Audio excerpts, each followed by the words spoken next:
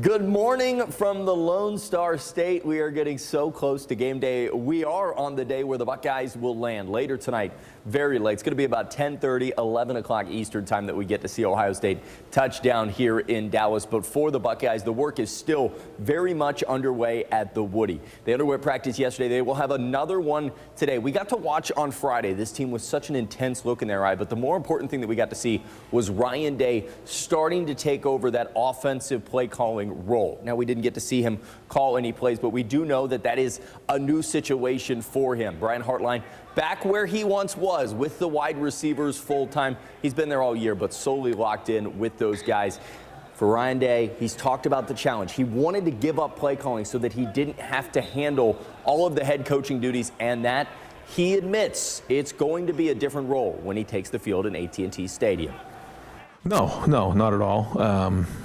I do think, sometimes the best setting is, when you're up in the box and you have everything organized, as opposed to being down on the field. But, done it before. And we have a great group of guys here, between Keenan and Billy and Tyler, Locke. This is a great group of guys and everybody else that's part of it. So, we're going to work hard putting this game plan together. Today's a big practice for us as we move forward. And, it's our job to put the guys in the best position to be successful. So. That best position is Ohio State going through practice in the Woody all the way up until they get to the Cotton Bowl tonight. Then on Monday, they will get their first actual practice in AT&T Stadium. That's big for these guys. It's a place they've practiced and played a lot in the past 3 years.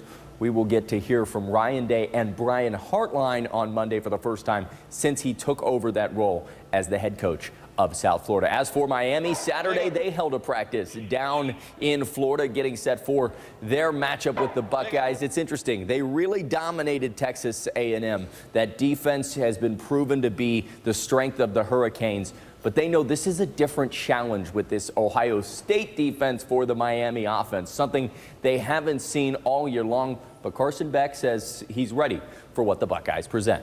Obviously, they're a very, very talented defense. In the back end, the front seven, they can run all over the field. Sideline to sideline, they attack the ball well. They swarm, and then again, their DBs are really, really good. So it's going to be a challenge for us offensively, but it's a challenge that we're looking forward to. But we do, recognize how talented they are, and that we're going to have to come and execute. And at the end of the day, it'll be about us.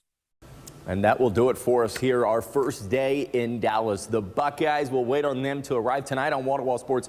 We will have you covered with the arrival, and you'll get to hear from Peyton Pierce and James Peoples. A lot of excitement here. We saw a couple Buckeye fans that were on the plane coming down there, making a week out of this whole trip. They want to have a good time in the Cotton Bowl, but they hope this is not their last stop. They want to go to the Fiesta Bowl, and then they want a trip to Miami.